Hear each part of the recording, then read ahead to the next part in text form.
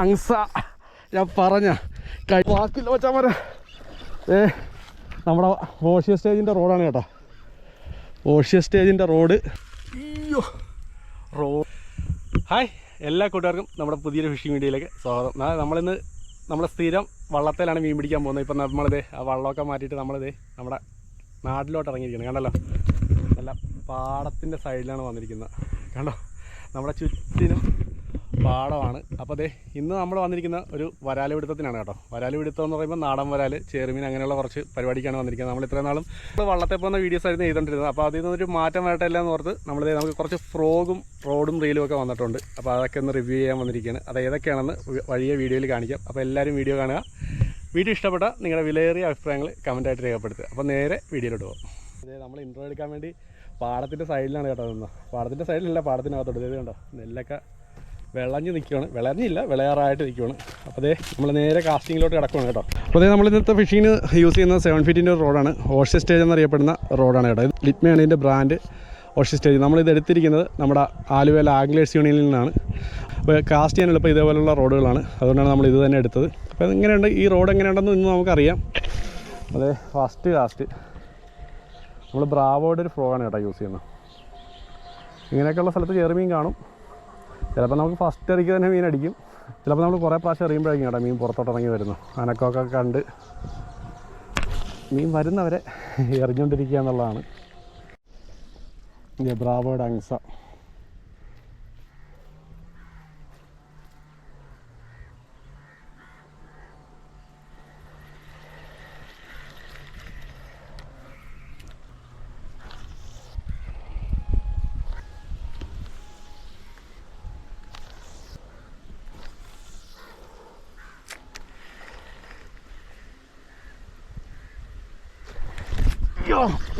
അങ്സ ഞാൻ പറഞ്ഞ കഴിഞ്ഞ ദിവസം അവന്മാർ ചോദിച്ച പോലെ അങ്സയിൽ എത്രാമത്തെ ഒത്തിലാണ് അടിച്ചതെന്ന് ചോദിച്ചാൽ നമുക്ക് പറയാൻ ഒരു വാക്കില്ല വെച്ചാൽ മര.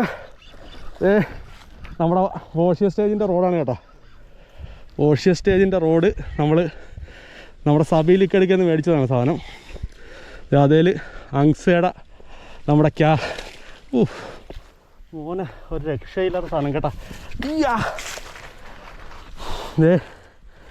ചേറുമീൻ എന്നൊക്കെ പറഞ്ഞാൽ അതെ ഇതാണ് ഐറ്റം. ഒരു രക്ഷയില്ലാത്ത സാധനം കണ്ടല്ലോ. കഴിഞ്ഞ ദിവസം ഓഷ്യൻ സ്റ്റേജിൻ്റെ 7 ഫീറ്റിൻ്റെ സ്റ്റിക്കാണ് കേട്ടോ. സ്റ്റിക്കുമായിട്ട് നോക്കുമ്പോൾ മീനിൻ്റെ സൈസ് നോക്കി ഒന്നും പറയാനില്ല. ഇപ്പം ഫൈറ്റ് കണ്ടല്ലോ.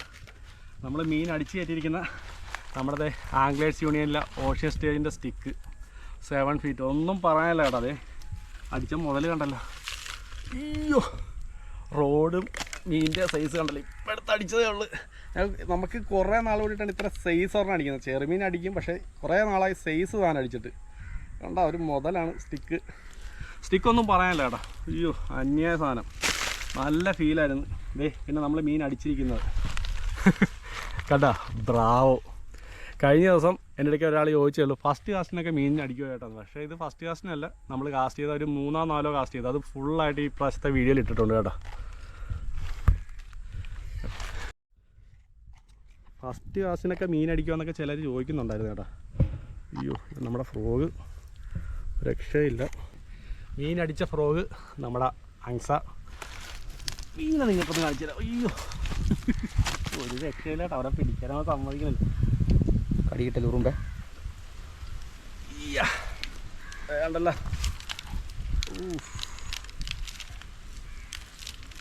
ഇതാണ് നമുക്കടിച്ച സാധനം. എങ്ങനെയുണ്ട് കേട്ടാ.